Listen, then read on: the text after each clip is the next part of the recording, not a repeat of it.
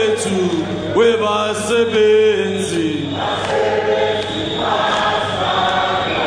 ngoba kudala sisebenzela mala A very good morning to you once again. Welcome to Midrand, where the Congress of South African Trade Unions, otherwise known as Cosatu, will be hosting their 12th National Congress. In no time, around 2,500 delegates will flood this particular area. And I believe that as far as the discussions are concerned over the next 4 days, there'll be no holds barred. So let's get straight into it and speak about some of the issues that will be discussed. Not forgetting that, of course, Cosatu will be celebrating their 30th anniversary. It was in 1985. In December that after about 4 years or so of discussions and deliberations with like-minded unions, Cosatu was officially formed, representing about 500,000 workers at that time. There about 33 unions under that umbrella. Today it boasts 2 million members or workers that it represents, but still, although it may sound impressive, that's still a drop in the ocean. The Congress having, we say, failed to clench that 73% of ununionized workers, mainly in the private sector. Well, let's see what their game plan will be in the present future. We're speaking to the president of the Trade Union Federation now, Mr. S'dumo Dlamini. A very good morning to you. Such a pleasure to have you with us. Welcome. Good morning, Ayanda. Good morning to your listeners and the workers at large in our country. Still quite a lot of those workers that are not represented by any of the unions. When we look at that and also look at perhaps the mechanization of workplaces, the mines in particular, it seems as if there's a small pool from which Cosatu can fish. Indeed, you will note that we currently have 189 trade unions in South Africa, which are not in Cosatu, nor in any other federations. In South Africa, we have 23 federations, but they all have not been able to capture the 70% owing to a number of reasons. The labor broker situation is one major cause, because employers fire workers immediately they know that they want to join a union. They are so precarious and do not enjoy these rights. But indeed, Cosatu has had a fair share of the 29% that is organized.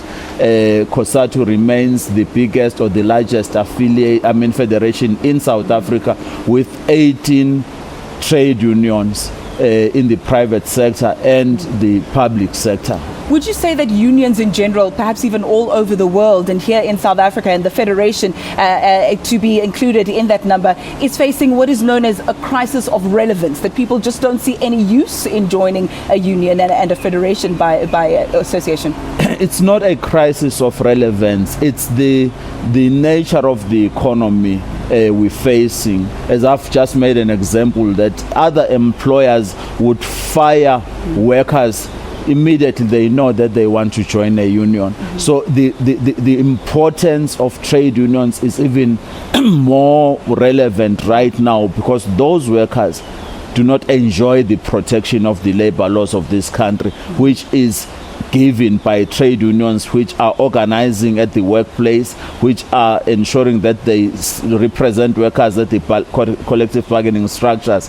That is under threat. The collective bargaining structures are under threat in South Africa and in the world over, which is why workers must unite to defend themselves. With that in mind, workers can ill afford to have disunity among a trade union federation that they look to save them from a number of those dire situations. So let's speak a little bit about that unity now, and perhaps the lack thereof in Cosatu. It hasn't been a very good year for you, has it been? Absolutely. We have been going through a tumultuous past 4 years to date, working to hold an organization together when it was going through attacks from within, from outside, even from outside this country, South Africa. Cosatu has been fielding a range of attacks because others feel that this Cosatu needs to be a political party so that it contest elections for the workers, which is a weird suggestion that has failed in many countries. Others feel that Cosatu is wrong to be in an alliance with the ANC because they are not benefiting from it. Yes, true, but not true. this alliance will be the one that have propelled us to where we are better than what we were in 1994, and we have to strengthen it. But indeed, we have been riddled with misunderstandings from within, leading to a very historic, painful decision that had to be taken to expel one of our own due to the constitution of our organization. That is exactly what I'd like to zone in on. You're not quite out of the woods yet when it comes to that matter. I believe legal action possibly still on the cards for Mr. Zwelinzima Mavavi. Look, the matter relating to the appeals will be reported to Congress, and Congress will close that matter, whatever direction it takes. But Congress must close that matter because they have now pronounced publicly they have abandoned their right to appeal. We had prepared for that to happen, but they seem to have abandoned that.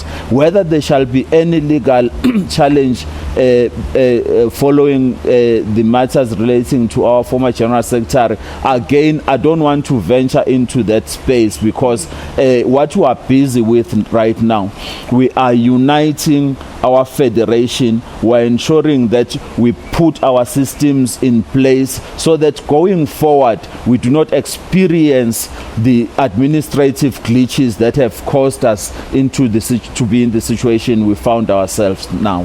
Thank you so much for that. Very little time, so much to talk about. But yes, the theme for this particular Congress is unity and cohesion of Cosatu to advance the national democratic revolution. The Congress wrapping up on Thursday. We'll be thrashing out more of those issues as time goes on. Do stay with us. A short ad break, another chat, this time with another official who is very closely linked to Cosatu, coming up after the short ad break. Do stay with us.